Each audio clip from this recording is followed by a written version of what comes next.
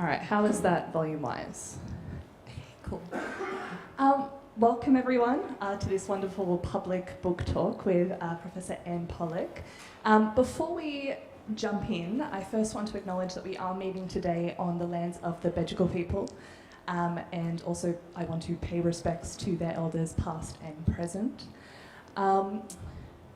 So just, I'm kind of looking through and it looks like we've had a couple of people who were at our AusSTS workshop last week, and then we have various people from across different institutions. So welcome everyone here, and it's particularly welcome if this is your first in-person event for a while, which I know from last week people are starting to ease into. It is still a new thing for many. I also want to say, I think we're all pretty well covered, but we do have N95 masks at the front. So if you do want to grab one, you are welcome to grab one. We've got plenty. My name is Mia Harrison. I'm from the Centre for Social Research in Health here at UNSW. And I, along with a group of my colleagues, so Carrie Lancaster, Sophie Adams, and also Matt Kearns and Roberta Parler, who are not here, have been working as part of the UNSW Science and Society Research Group, along with AusSTS Sydney, to put together this event. And this is kind of a part of the broader AusSTS workshop that's been happening for those of you who are a part of it. So, if you would like to tweet anything from today, we do still have a kind of hangover hashtag from that event. So it's hashtag AusSTS, that's AUSSTS 2022. Feel free to contribute to that. I am sure many of our other sites across Australia and New Zealand would love to see what is going on. And we are also recording this event and we will share a link when it becomes available. So I have had a few people email already asking for this. If you know people who are interested, couldn't make it, it will be available later. So we are doing a book talk today. And we are joined by Professor Anne Pollock for this. And for those of you who participated or tuned in last week, and also kicked off AusSTS last week in Melbourne on Thursday with their opening keynote lecture, which was hosted by the Deakin Science and Society Network at AusSTS Melbourne. Anne Pollock is a professor of global health and social medicine at King's College London. Her research explores feminist, anti-racist and post-colonial engagements with science, technology and medicine, and serves as the on the lead editorial team of Catalyst, Feminism Theory, Technoscience, and as an associate editor at Biosocieties.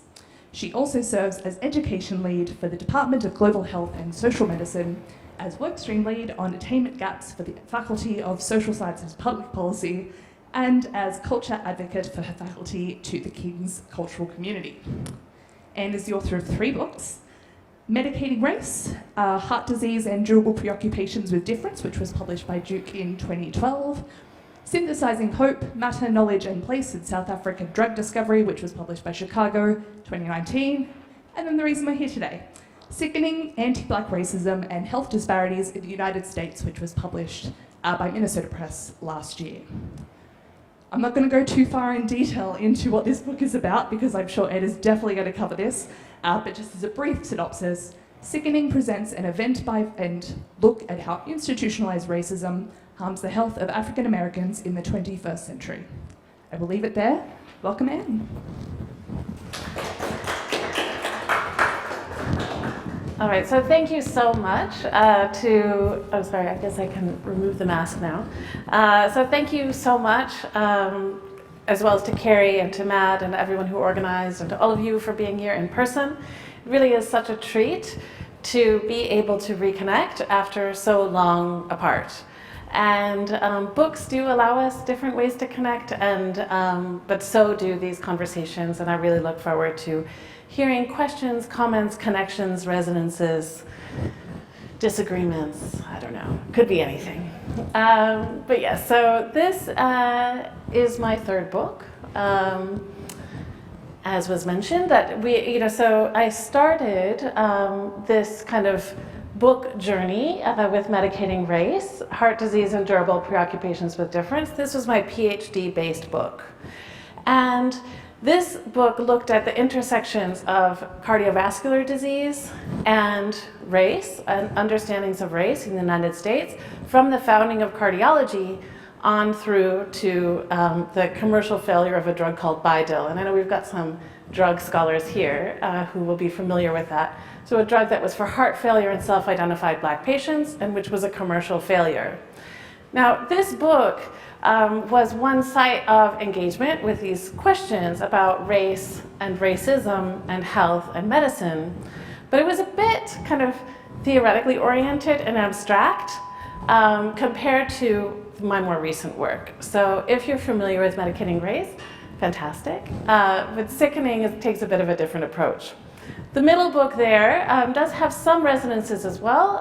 It's about a drug discovery company in South Africa that was trying to find new drugs for TB, HIV, and malaria. The company was called Atemba, which is Zulu for hope, and it failed, both commercially and to make those new drugs. And yet, the story, although tragic, is not completely bleak. I don't know what's going on there, but I will. That actually happened last week as well. Okay. Just to make this all stressed. Cool. No worries. So it's not completely bleak, but this is very much an anthropology of science book. And it was kind of envisioned, the reason that I published it with Chicago is because I wanted to reach historians of science and Africanists and other people who were interested in these kind of rather technical questions about history of science, history of chemistry, history of medicine, history of dynamite, and so on. Versus Sickening is a book that I wrote with undergraduate students in mind. So a really different audience in mind. So especially, for example, students like the ones that I used to teach at Georgia Tech, who were undergraduate students in pre-medical fields, as it's called there. So in the United States, you do a system where you take a kind of a liberal arts education at the outset with science, and so kind of envisioning these kinds of students in mind. And it's been an interesting journey because it has also then thus reached a broader audience as well. So Sickening is my first book that's come out as an audiobook. So if you're an audiobook fan, you can listen to it that way rather than reading. And so it really is kind of, has a couple of different origin stories. So on the one hand, Sickening is very much a book of the post-2020 moment. So I submitted the initial draft in January 2020, and while it was out for peer review, and while I had colleagues teaching it in undergraduate classrooms, the pandemic was upon us. I received feedback and did the revisions in summer 2020. And so it was very much informed by the pandemic inequalities and by the Black Lives Matter activism that was happening in that particular moment. And yet it's also something that is a long time in the making. So really building on a couple of decades of reflections that began in a more serious way back in 2001 when I was a PhD student at MIT. My first day of class was September 11th, 2001, and it was a moment that felt epochal in some ways, where it was a time when people were thinking about what Americanness meant, and were really thinking about, okay, now Americans are all in this together, was an argument that was happening on September 11th, 2001, that, okay, where the US had all this internal division, but now in the face of kind of a new global order, we would be united. Obviously, that's not the way that things shook down, in the 2 decades since.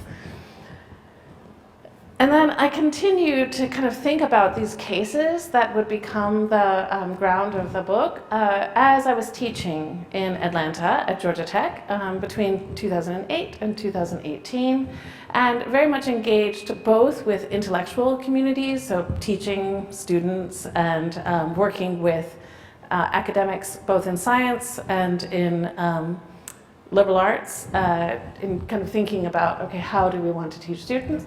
But also engaged with feminist and anti-racist community. So in conversation with intersectional activists who were trying to do things to advocate for a more just Atlanta, a more just neighborhood that I was living in, and a more just United States.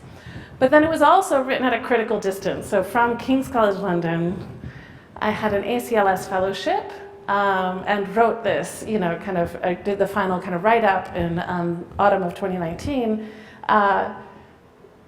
in Soho, London, in a very different kind of mix. And I think that that critical distance was actually quite helpful too, hopefully for making the book accessible for international audiences.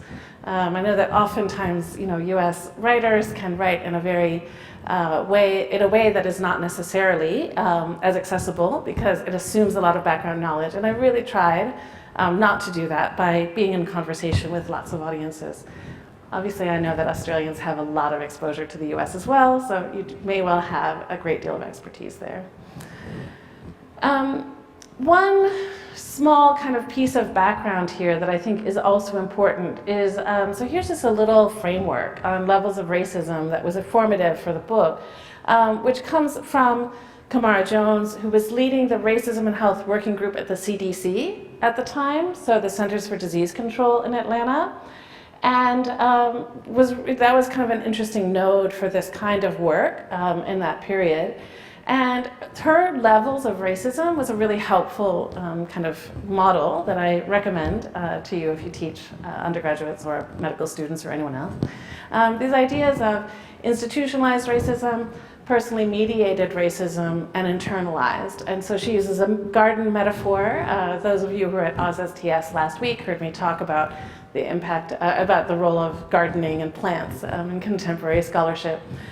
She uses a gardening metaphor. It is a nice kind of model. But it's a really useful way, I think, to think through how we look at difference and how difference becomes embodied, how unequal power and unequal access to resources becomes embodied in unequal health. And Sickening attends mostly to the first two of these. So institutionalized racism, that I think probably most folks in the room are the most familiar with, also personally mediated, which interconnect. So if you think about something as medicine as a system, and then personally mediated, so when medical professionals, specific doctors and nurses and others, make assumptions about who is telling the truth about their condition, who is likely to be compliant with therapy, and so on. I don't deal as much with internalized racism, and that's a project that maybe students and others can help to work through going forward. Another piece of that kind of background is the work that I've been doing at King's College London, where our mantra is that health is more than a medical matter. So the Department of Global Health and Social Medicine was founded by Nicholas Rose and Bronwyn Perry, who folks here may know. When this was founded 10 years ago, this was a kind of a difficult case to make, right? So they were kind of arguing that health was more than a medical matter, versus now, that's an easier sell, right? So many people recognize that health is also social and political. So I think that it's kind of this combination of long-standing conversations that have been happening about how health is social and political, with maybe a newly amenable audience for that. So as mentioned, the book takes a case-by-case approach. Does this for a couple of reasons. So one is that cases work really well in the classroom.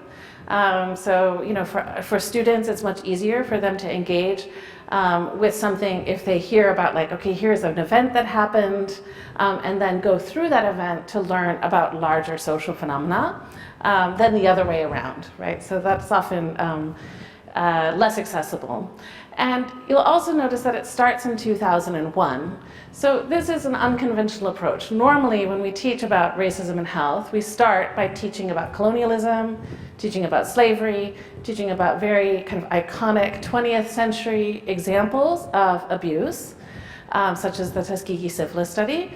And I think that this approach, one of the problems with it is that it starts out very remote from students' experiences, and can be quite alienating to them. They feel like, okay, this has nothing to do with me. This is before I was born. Of course, now 2001 is before our undergraduate students were born. We are getting older and older as this happens. And I think that's also something that's kind of a trip about teaching, right? That like we keep getting older and the students stay the same age and something happens, right? But still, at least 21st century rather than starting in a remote past. And then the idea is that each of the cases, as you'll see here, kind of explores different elements to try to combine in a way that allows people to understand, so whether students or activists or other readers, to understand how these interlocking kind of elements of the social world contribute to racially unequal health.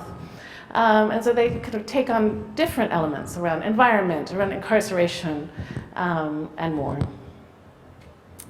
So the first case was the one that I really began with when I was a PhD student at MIT in 2001. So this call, I mean, it blows my mind actually that this is a largely forgotten incident where there were these postal workers who died in the anthrax attacks in October of 2001. But for me, I mean, I remembered hearing this call. There was a 911 call that was made by one of the postal workers who described his unsuccessful efforts to receive care. And this phone call, which I heard on the radio, for me has been something that has resonated throughout the Black Lives Matter era, right? So as we've been watching viral videos, this is like a precursor, an audio precursor in some ways. So what happened was that the postal workers, so the kind of call is a straightforward one, right? So the operator answers, the postal worker says his name and where he lives. The operator asks about the problem. He's got a breathing problem. How old are you? 55. He says, I don't know if I have been, but I suspect that I might have been exposed to anthrax. And then the operator goes through a series of questions, kind of asking him about what has happened, has he tried to get care, and he describes the journey that he's taken. So he did go to the doctor, said that he worked at this postal facility, which would process the materials that would go to the Capitol. And so if people don't remember the incident, this was what had happened, was that someone, probably a bioweapons scientist who wanted to increase funding for bioweapons research or biosafety research, right, sent weaponized anthrax through the mail. And the postal workers were aware that the sorting facilities would create a risk to them because they used pressurized air. And they wanted information, they wanted care, they wanted assistance, and prophylactic medicine as well. They did not get that, whereas those at the Capitol did. So the senators, their staff, even the dogs on the Capitol received pharmaceuticals, Cipro, but not the postal workers, right? And their concerns were systematically dismissed. So I won't read this whole thing, but Morris, one of the postal workers, describes how that someone has found an envelope in the vicinity of him, and he is not sure whether it's anthrax or not. And but I think the important part here is at the beginning. It's at the end here. He says that he doesn't know anything. He couldn't find out if the stuff was or wasn't anthrax, that is. I was told that it wasn't, but I have a tendency not to believe these people. And so these people is both the governmental employers and, of course, the kind of government more broadly. And also the healthcare providers, who he actually does trust the healthcare provider a bit more in the call. So he says, I went to the doctor, he told me it was probably the flu, said to take Tylenol, but now I'm doing worse. And so here we see these postal workers failed both by the government, in this case their employers, and by their healthcare providers. I think what's important here is it kind of speaks to that issue that I started with, that we don't need to start so remote from everyday experience in order to understand how racism impacts health. So African American distrust, which is kind of a category in medical research and medical sociology in the United States, it's not merely a legacy of historical events.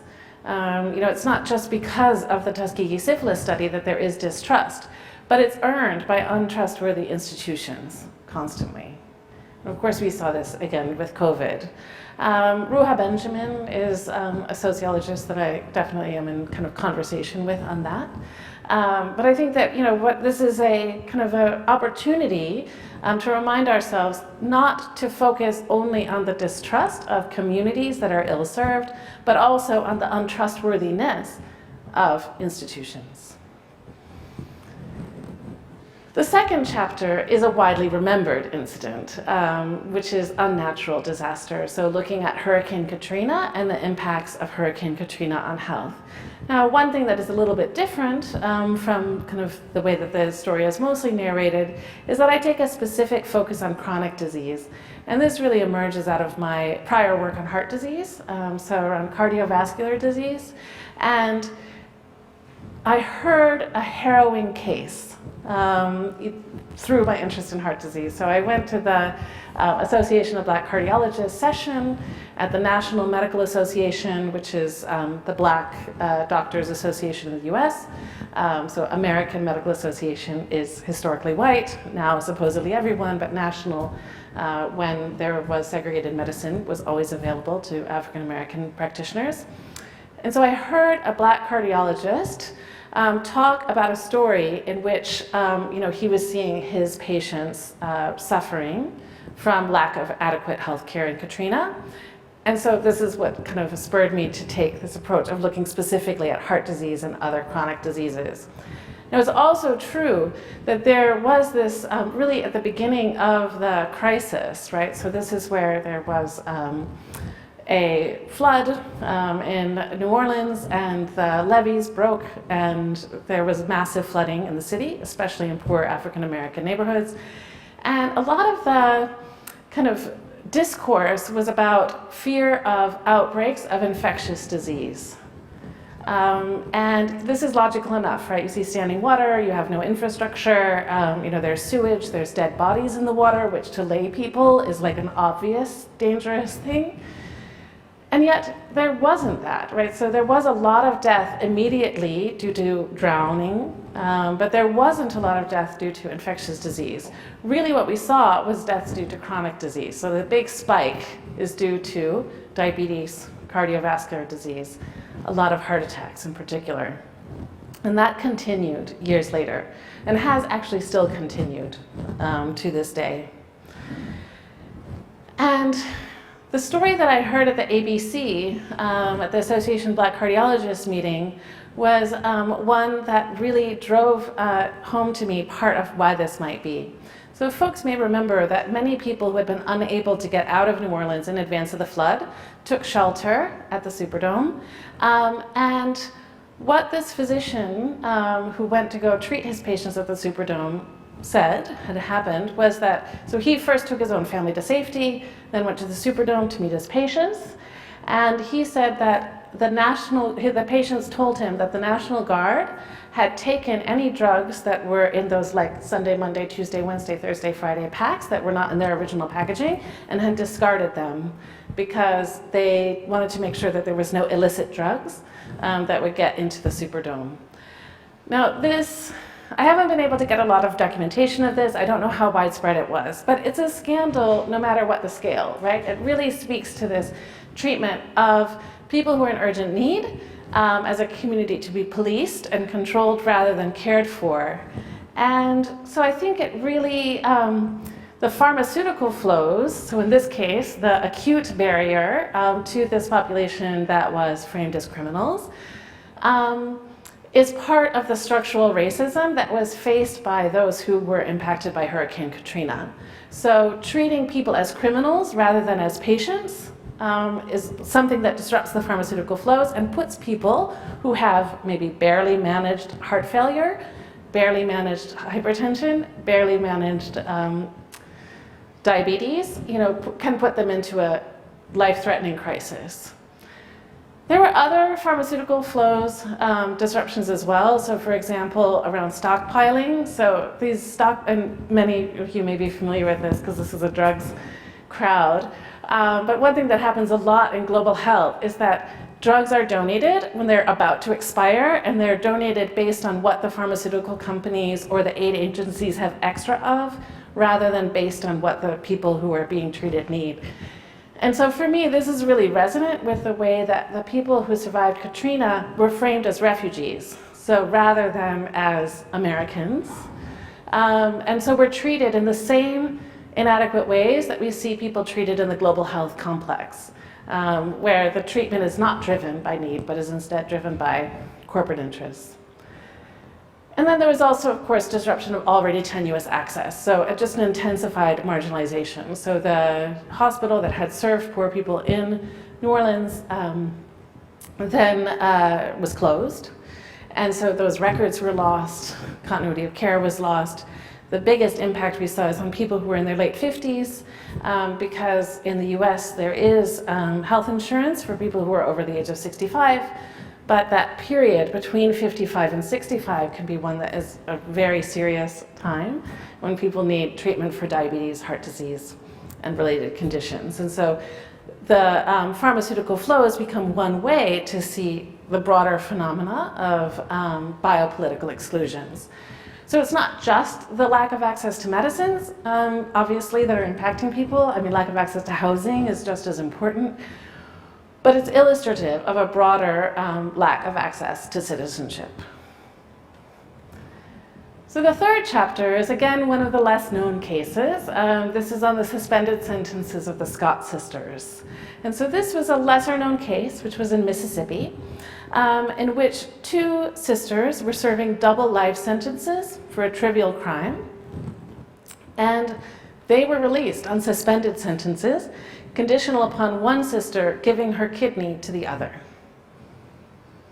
So this is a pretty obvious kind of situation that is egregious. It happened in a context that was very specific. So there was a lot of activism trying to get the Scott sisters freed because they had been allegedly involved in a minor robbery. There was a weapon, but it wasn't fired.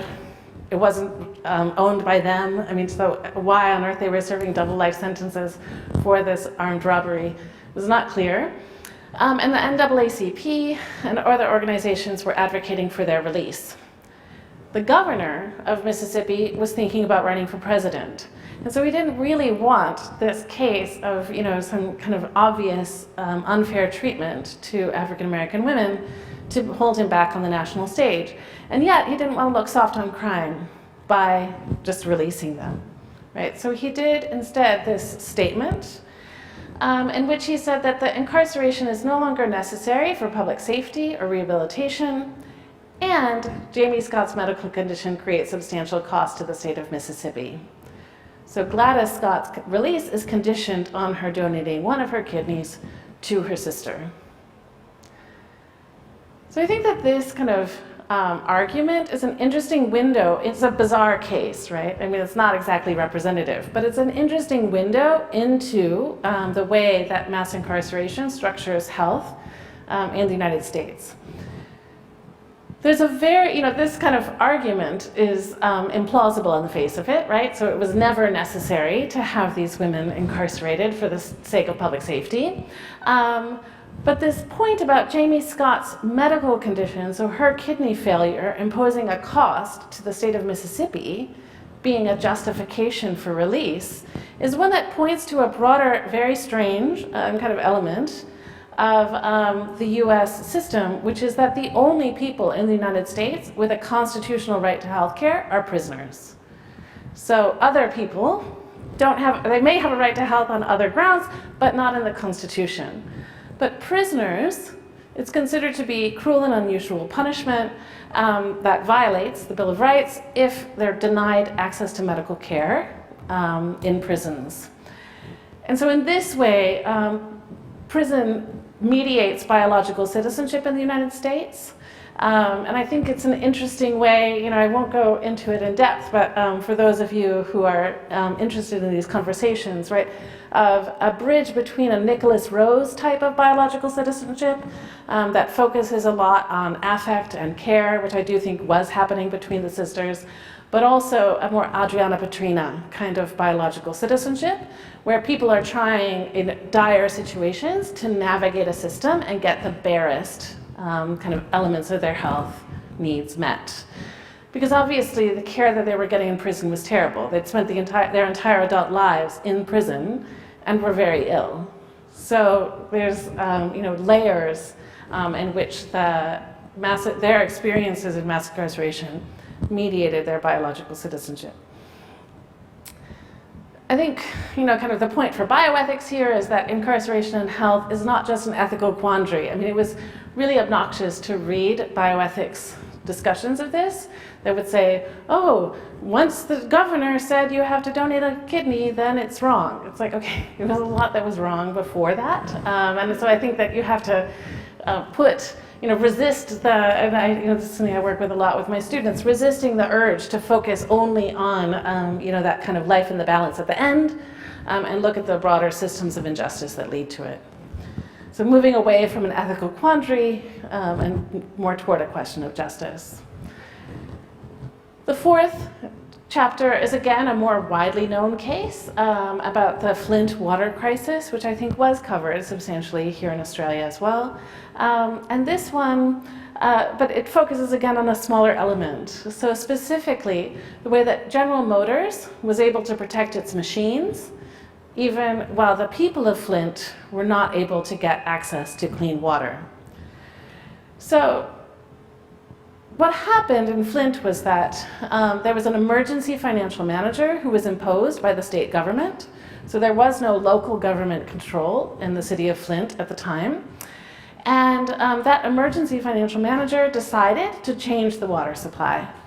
And it wasn't that the water supply itself was toxic, but that the water supply, the new water, was corrosive. And so it corroded the pipes that the water was being transported through, and that harmed the health of people. But it also harmed machines. So the engine plant, the General Motors engine plant, the people who ran it noticed that the new water supply was corroding the engines and the machines that make the engines. And so successfully lobbied the governor to get an exception so that they would get access to the old safe water rather than get the corrosive water. While the people, who of course also argued that the water was inadequate and was harming their health, were not listened to for years, right? So not until the damage was permanent, right? So not until the corrosive water had gone through the pipes for so long that the pipes had to be completely replaced, and it became a massive crisis for public health that in some ways lingers to this day. But how is it that General Motors machines are ahead of people in the line for safe water? I mean, really at stake is whether water is a natural resource, or is it a right of citizenship, or is it a market good? And different actors in this story kind of thought of it differently. And the activists, so you can see the kind of resonant with Black Lives Matter t-shirt, right, of Claire McClinton, who's an activist and talking about Flint Lives Matter, points out that it's interesting to note in this emergency financial manager law, the emergency manager cannot void a contract with bondholders. Bondholders are sacred, people are not sacred. Right? So here we see some of the same things that happen. Again, I work in global health as well, and some of the same things that happen with structural adjustment, right? So just a brazen disregard for the authentic health of the people in order to maintain these kind of financial obligations. And I think that this gives a really great example for contesting slow violence. So often, so if you think of Rob Nixon and other anthropologists have written about how difficult it can be to contest the kind of slow violence that happens through inadequate infrastructure. So unsafe water, unsafe food, unsafe broader environments. It can often be difficult to bring a challenge to that because it's not an event. It's not a specific thing that happens. It happens slowly. But with the Flint water crisis, this has actually been a site for kind of a contestation of a broader disinvestment in post-industrial communities in Michigan, which is actually my home state. I'm from just a couple hundred miles north of Flint. And in Australia, I can say a couple hundred miles without you saying, like, that's really far, because you know that these are big countries as well. The fifth chapter looks at a case that folks probably remember as well, because now we're getting more recent, right, and more into the contemporary viral video area, which is an example of police brutality and enforcing segregation at a pool party. So this, so I won't show these images for long. I mean, they're egregious. But what happened was, right, we have a high school graduation party. A 14-year-old girl is in attendance and in a bikini and is pinned to the ground, tackled and pinned to the ground by a police officer. This video was taken by a classmate who was also attending the same pool party, a white classmate in McKinney, Texas, which is a suburb of Dallas. Now, this example is the least health-related example that I do in the book. So it's not a medical context, it's not a health context directly, and nobody was kind of had a life-threatening consequence from that specific event, right?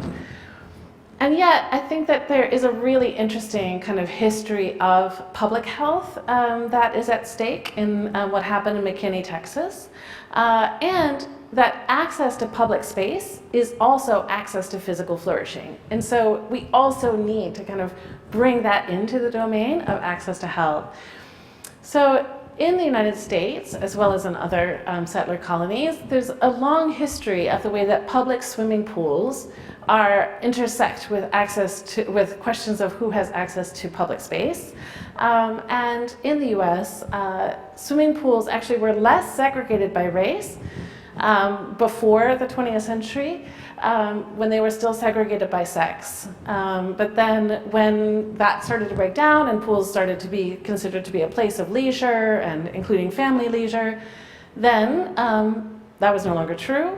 And so then these became highly contested segregated spaces, so that the public pool would no longer be available to African Americans and to other groups, depending on which state you're talking about. When civil rights movements demanded that change, there was a big move toward private pools. So rather than kind of going along with the demand, or rather than only going along with the demand, that the public swimming pools be authentically public and for everyone, one large response was to build more and more private pools that would be basically only for their members. And the McKinney pool, so this one where this incident happened, was a homeowners association pool. So in a kind of upper middle class suburb, the homeowners association has a community pool, which is available only to people who are homeowners in that area and their plus ones. So it's not as total a segregation, but it still does create, it's part of the contours of who has access to physical activity and public space. Yeah, and I think there's some interesting differences between the civil rights kind of era of contestation over pools and today. So here you can see these are some images from the New York Times from 1964, a dive-in by some freedom riders who were desegregating a hotel pool in Florida. And so we see the hotel owner is pouring toxic cleaning fluid on them, trying to get them out. A plainclothes police officer is jumping in. But these, in some ways, so this is used to catalyze, right, the civil rights movement. In some ways, this is very continuous with the viral video that led to protests over the McKinney incident. And yet, these are also like staged photos, basically, right? So the activists called the New York Times photographer and said, we're going to do this. And then the New York Times photographer was there and took it, and it was distributed along particular channels.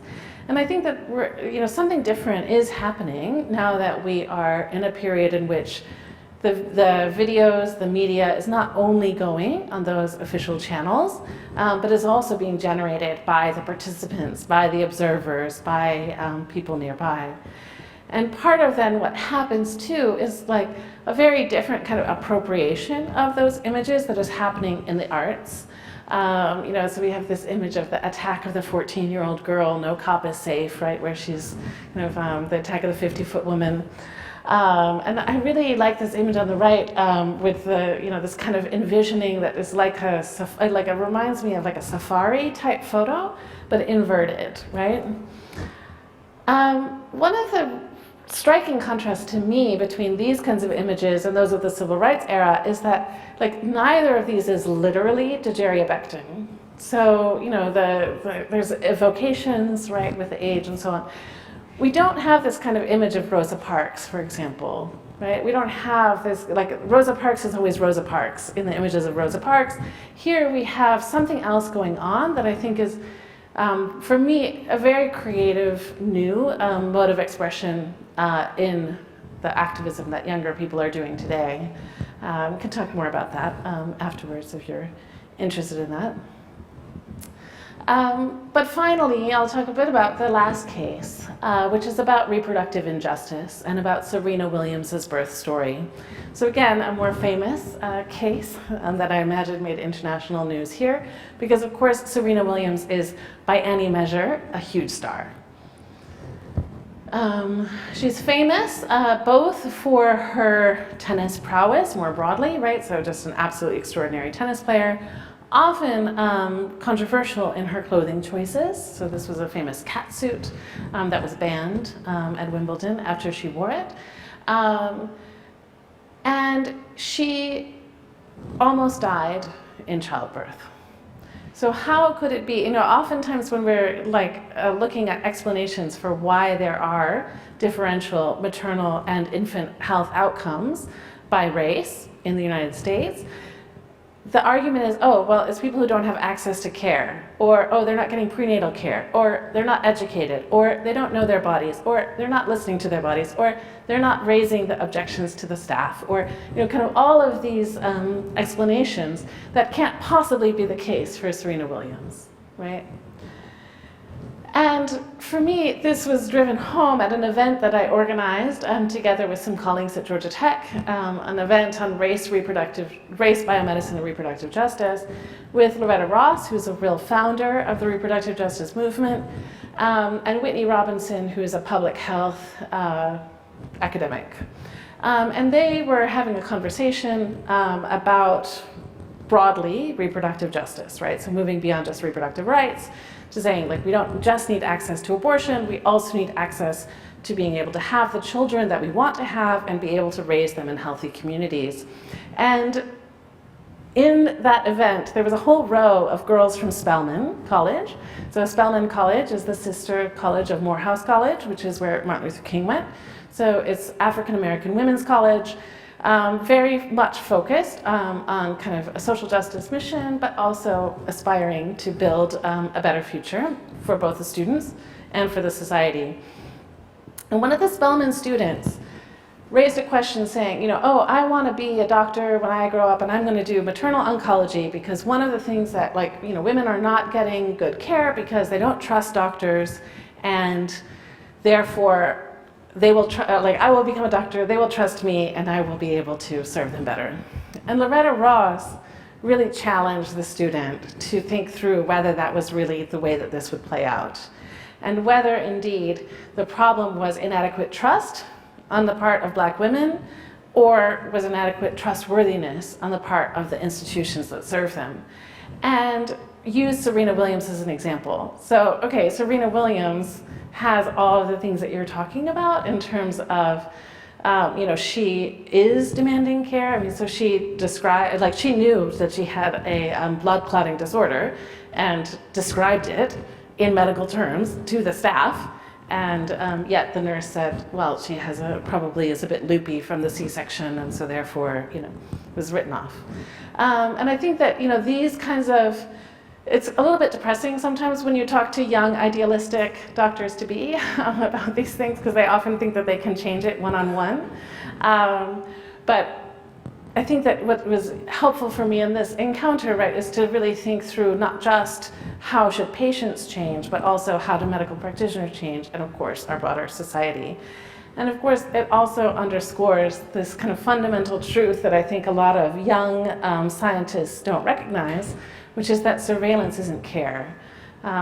Serena Williams was hyper-surveilled kind of throughout her career, both on and off the court. And that doesn't mean that she was getting access to the care that she needed in this kind of life-threatening moment. Her case, I mean, in some ways it's an anomalous case because she's such a star, but I think that she herself puts her experience into terms of reproductive justice. And so I think that it is an interesting moment where she's using her platform of being a superstar, to try to raise awareness of racial disparities in maternal health outcomes, and then also, try to think through what might be done differently in the future. So here is where I'll conclude, which is where the book also concludes, really kind of thinking through what has happened in the book. So the way that the conclusion operates is that it has first a review, and hopefully you've already kind of thought of some of these things as I've been talking, of connecting the events of 2020 with the events in the book.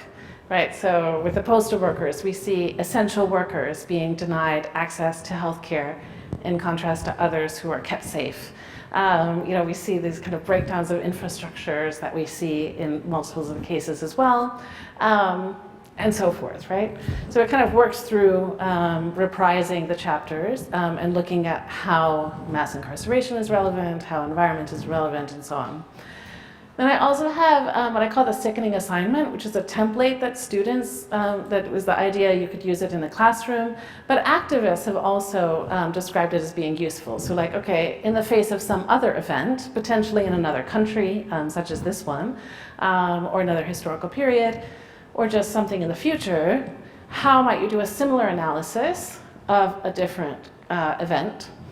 And then finally, encouraging readers to take additional action. I mean, I am a professor. I do believe that changing your mind matters, that education matters, that having a kind of robust analytical perspective matters.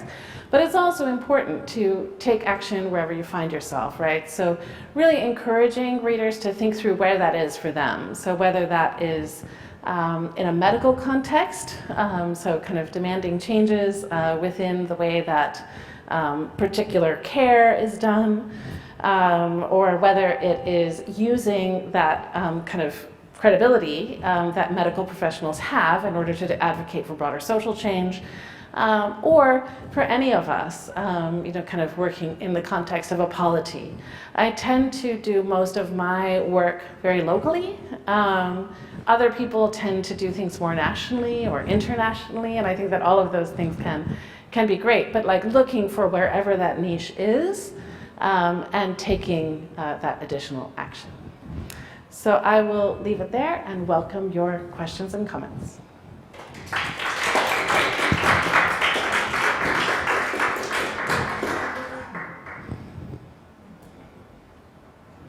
Thank you so much. So yes, we've got some time for questions now, and I will come around with a microphone for anyone who does have a question. I do have a question, but it's still forming, so I apologise if it doesn't come through in the most coherent way. But yeah, I really enjoyed your talk, and I was quite struck, I guess, reading your book and the way it opens in terms of thinking about how your teaching has come into the way, I guess, you're thinking about how the book comes together. And this idea of like figures like Henry Lax and the syphilis study as these like kind of events in past which creates this way that we might effectively relate to these events as like, okay, this is a legacy that's come through, as opposed to this thing that is very much in the present and continuing. And then of course like talking about slow violence and these like different, I guess, temporal registers of how we're thinking about this. So I guess from a writing perspective and thinking about the project that your book is doing and how it's coming together as well with this assignment aspect and the activism aspect, how do you see your role in terms of curating events together and the effects of that curation in terms of they do become crystallized as these kind of chapters that are quite legible as particular events but are telling a bigger story? Yeah, I mean, so right, you're right, there's a lot going on in that question. Thank you so much. No, I mean, I think, so yes, I mean, I take very seriously that kind of role of curation because I do think that sometimes we do it so, in a way, accidentally. We're just like, oh, okay, we just kind of inherit the way that we were trained and we just kind of reproduce it without a lot of intentionality. But it does also have real flaws and risks. So one being that if I didn't have a particularly good case, then a topic winds up being left off.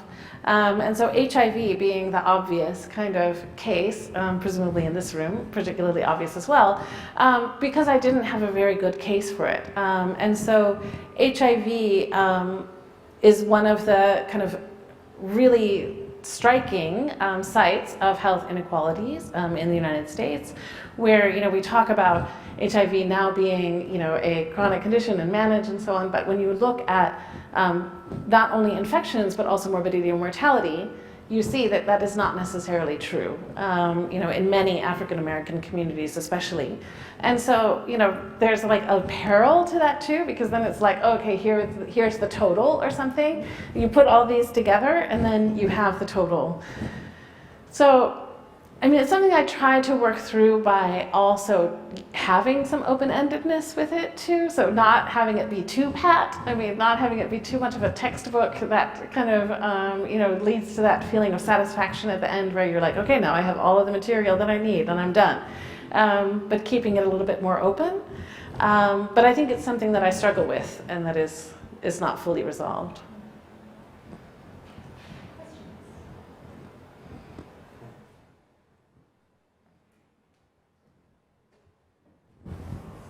And we might also get people to say their name before the question.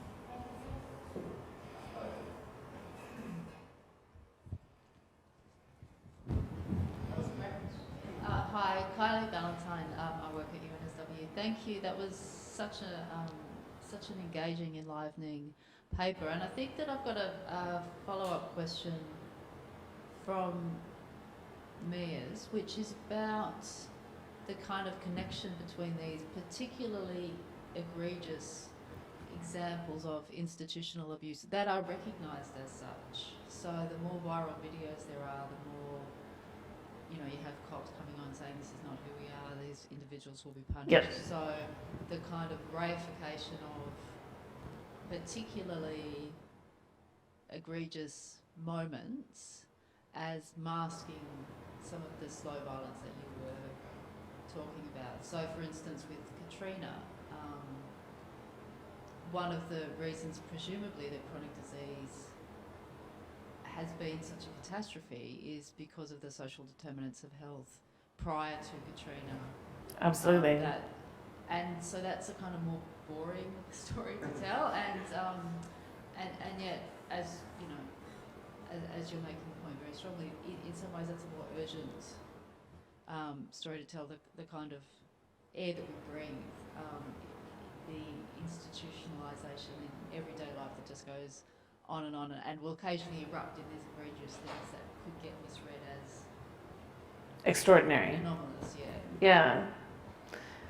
Yeah, I think that you've really honed in on one of the central kind of tensions within the book and within this kind of work. I do think though that that in my experience it has been effective, I suppose, in that ability to attend to the routine. I think partly because if you do it closely enough, you can see how routine it is, right? Like, so, those things like, when you read the 911 call of the postal worker, it's just an absolutely routine 911 call. It's just so much like the other, I can't remember what the number is here, actually. What number are you? 000, yeah. I should know that, right? Shouldn't we all know that? Like, what if there's an emergency?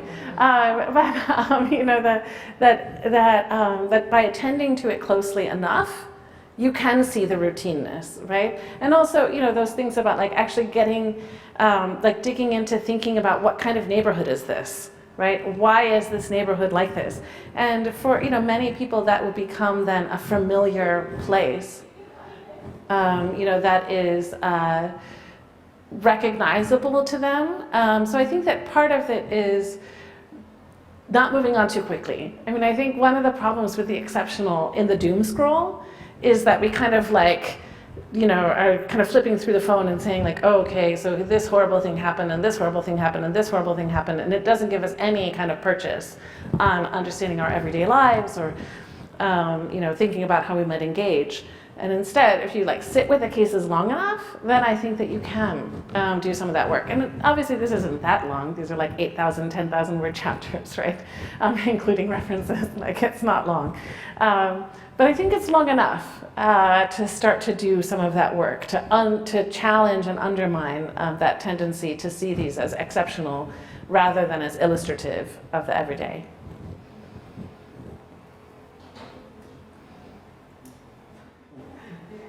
I mean, actually, that response, and also I think Carly put the sort of things I was muddily thinking much better than I could. But actually, one of the things that was sort of hovering around the back of my mind is just, and I totally get how you've organised this text in relation to particular examples, but epigenetic stuff. So, you know, there's been some analyses sort of arguing that epigenetics provides a way of separating the effects of structural racism from race, because there are certain epigenetic effects that are particular to African American people in the US that are not particular to African people. Right.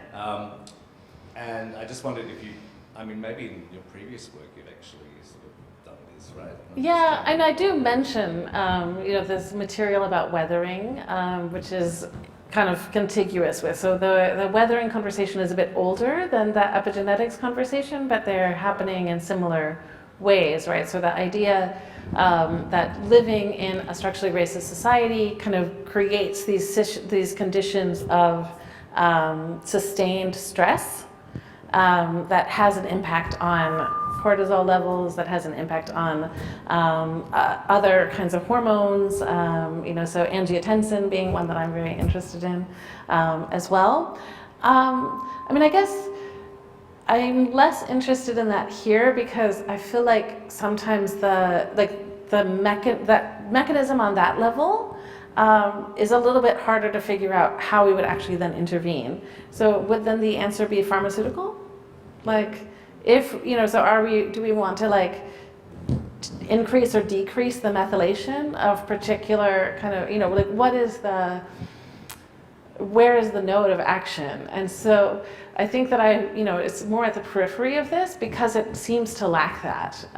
So I see that, you know, a lot of that epigenetic work is being used as a way to, you know, kind of understand something, right? So from a scientific perspective, which is great, love understanding, love science. But then, you know, if we're trying to think about like, what would we do in the world as a result? It actually seems like it's catalyzing a bit of doom, precisely because people don't want to turn to a pharmaceutical response. Like, if it was a pharmaceutical response where it's like, oh, okay, you have, you know, this kind of chronically elevated stress hormones, and so now we're going to kind of lower those in some way, then that a pharmaceutical response may feel less hopeless. Whereas the way that the model seems to operate now is to say, okay, now you're doomed, because not only are you living in this stressful environment, but your mother was, and your mother's mother, and so therefore, like, it's too far built in, perhaps.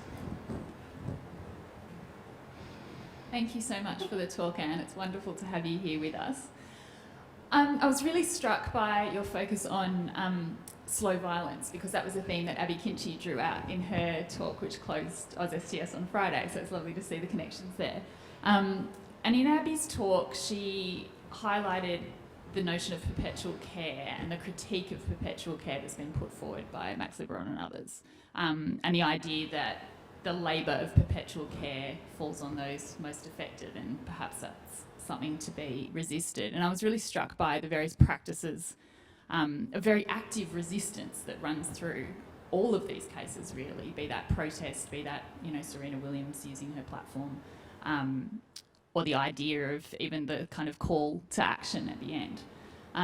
So I suppose I would put the question that I put to Abby back on you, which is how can we think about that critique of perpetual care in the context of here health disparities, and ensuring that the labour doesn't always fall to those most affected to do that work and that action and that change. And in that context too, in the idea of slow violence, just thinking about that in the context of some of the work that I've been beginning to do with Tim Rhodes around social study of outbreak science, which we've been talking about, there's such a push to the urgent and the now and the quick response. And even in the UK, as you know, the amount of money that's been put forward in grants with rapid response, NIH cycles, and all that kind of thing. So in this age of quick, rapid response, urgency, pandemic preparedness, and the amount of focus on that now, how do we think about slow violence and the care that needs to be done? Yeah, I mean, that's a profound question. And I think it's larger, right, than what I'm even trying to do here. I do think that there's a role for, I think back to I think it's really important to resist the tendency to look for biomedical fixes for these problems, right? In some kind of narrow sense. So yes, people need access to pharmaceuticals, including antihypertensives, including insulin, and so on. But there's no kind of quick fix. And I think that it's very difficult because the funding model doesn't catalyze that kind of building of the structures on which these operate. Or even when you think about the biomedical structures, I mean, I don't know how much coverage there was of this here with, we had this Florence Nightingale hospitals that were set up in London, these huge kind of facilities for the surge of COVID that was going to come.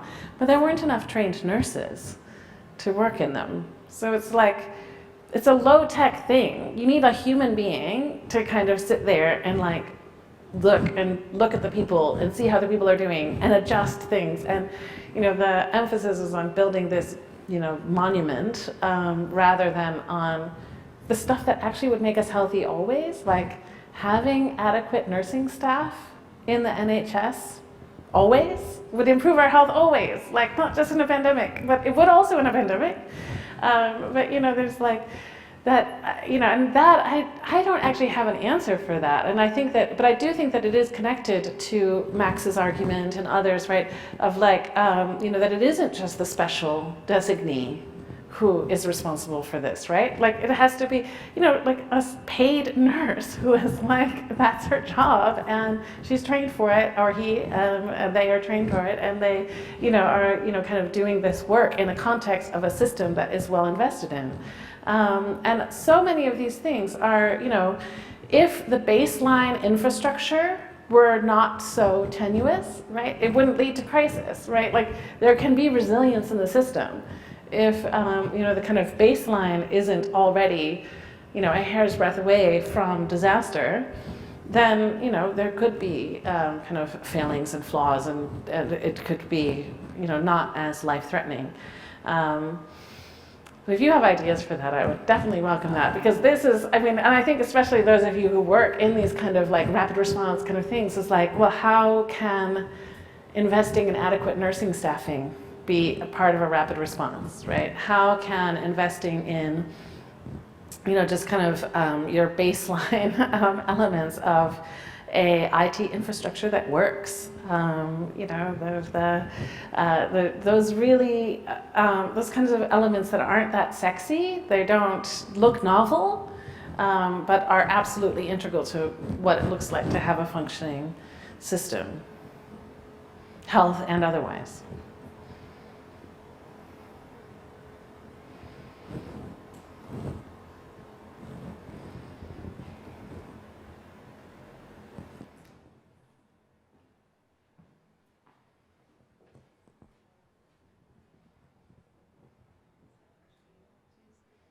Yeah, thank you so much for that, Anne. And just a teacherly question, actually.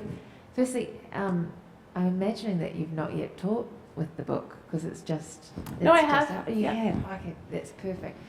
So what I was, for me, I've taught environmental justice for a number of years, and I'm really interested in that tension of not giving...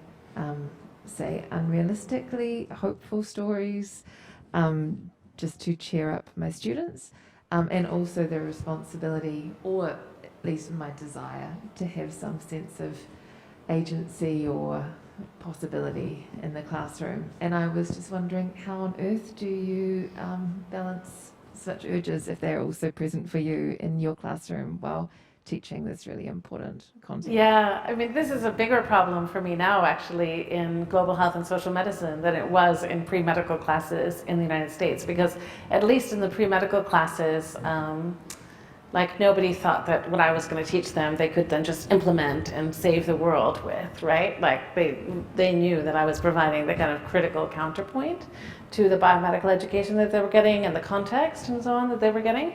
Whereas people do come, like students come to global health and social medicine saying, I want to serve my community, or other communities. But we have a lot of students who are from underserved communities who want to get this degree in order to, serve.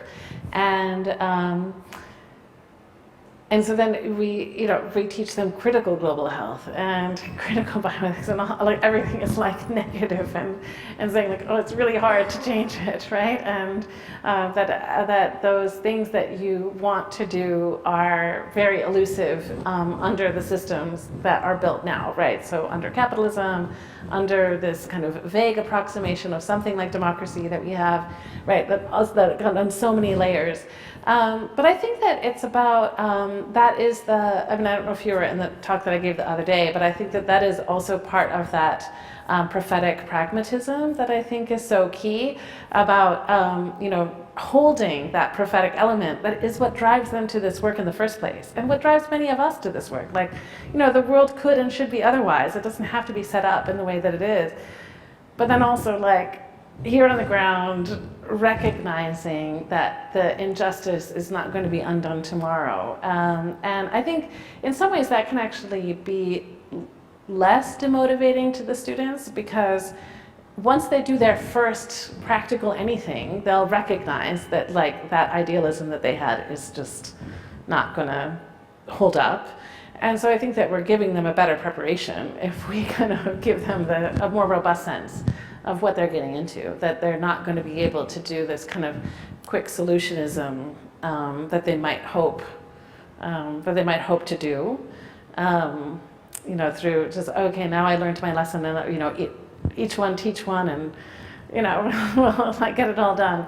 And so I think that it's a cultivating a hopeful practice that's in it for the long run, rather than that seeks to have a quick solution and be done, right? And I think, it's an openness to the fact that the work will never be done, which is maybe depressing if you're a student, right? Like you're like, I'm trying to get this degree finished, I'm trying to move along, but can also be a source of kind of a succor as well, like, that this can be a project. It's not that kind of, oh, now I turned in my dissertation, now what? That the work is a larger life project.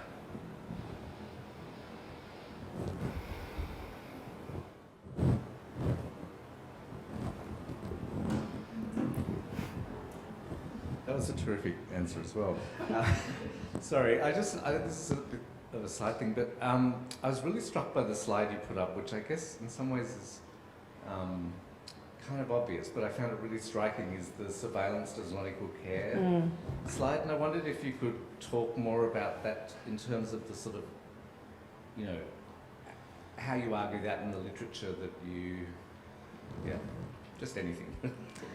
Yeah, I mean, I think this is something that just hits me all the time in public health, in global health, in so many different things. It's like, or for that matter, the way the university is run, right? I mean, anything. It's just like so often the kind of proposal in response to a problem that has been identified is, okay, we just need more surveillance of the situation. We need a better sense of what is happening. Why are these people overdosing? Like which people are overdosing? Where are they overdosing? Which, classes are not getting the, which classes are having the attainment gaps between the Black and minority ethnic students and the majority white students, and what is happening, like if we just kind of surveil everything, then that will somehow be the work. And I think that what we need to kind of hold is that the work is actually then is caring for the vulnerable, right? And so, and whatever that might be. And so yes, surveillance plays a role in that. Like we do need to know, like, okay, here are, here are some places where we might want to put a special priority. We might understand something about the contours of the problem through the surveillance. But not letting the surveillance itself be the end product, I think is just so important because it's supposed to be health care, not just health surveillance. And of course, also, oftentimes the care is denied. So we know perfectly well, in cases around HIV, for example, right? We know perfectly well where the problem is.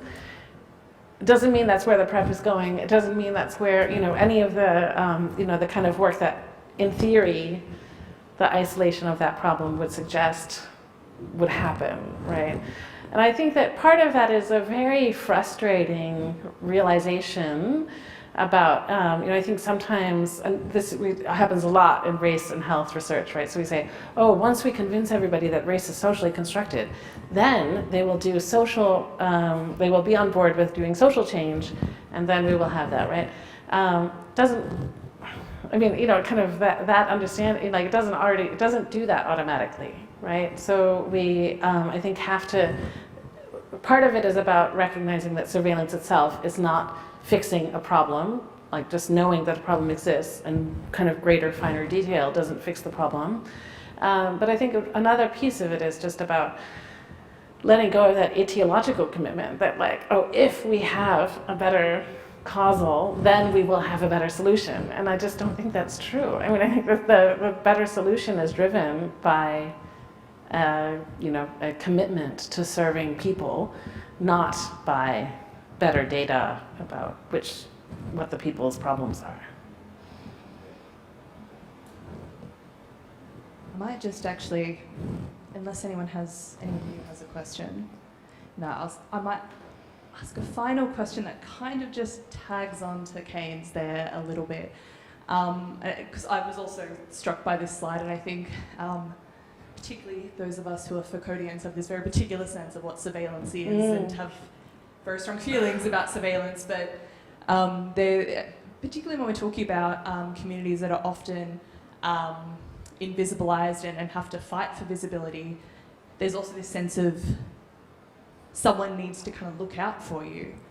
So could you talk a little bit more about the difference between being looked out for and surveillance before the actual kind of practice of, okay, now I've got this specific need starts? Yeah, I think that that's a great way to kind of view and frame it, right? So from a Foucauldian perspective, we know that surveillance isn't care. From a biomedical perspective, that's less obvious, or from a neoliberal perspective, or from many others, right? But then, I think that it's maybe, I think that there's a few layers to that. So one is about, is the kind of nothing about us without us kind of element of disability studies or related fields, right? So, if you're looking out for someone who doesn't have any relationship with you and doesn't care about you and thinks you're creepy, like, that's not, you're not, it's time to question maybe a little bit about what that looking out for is, for you, for anybody. And so I think that that's part of it, right? Is like, if the work of looking out for is done at such a distance that it can't be experienced as such, then I think that can be a problem. And it's not, obviously these are huge phenomena and huge social domains, and so it's not that every individual is going to know about the work that you're doing or something, but I think that it is about an openness to being in conversation and in community, to make sure that there's kind of a sense checking, right? Of like, okay, this does seem like it is actually something that is not just giving greater visibility to the state or to someone else, but is instead fostering an ethic of care that is not only burdensome to the community itself, but to a broader social order. Thank you. So we are at the end of time, so we might leave it there, but I might everyone to thank Anne once again for what was a really excellent. Thank you. We'd also like to invite everyone to reconvene at the Roundhouse for some drinks if you have the time. And yeah, we might leave it there. Thank you for coming. Thanks a lot, Leanne.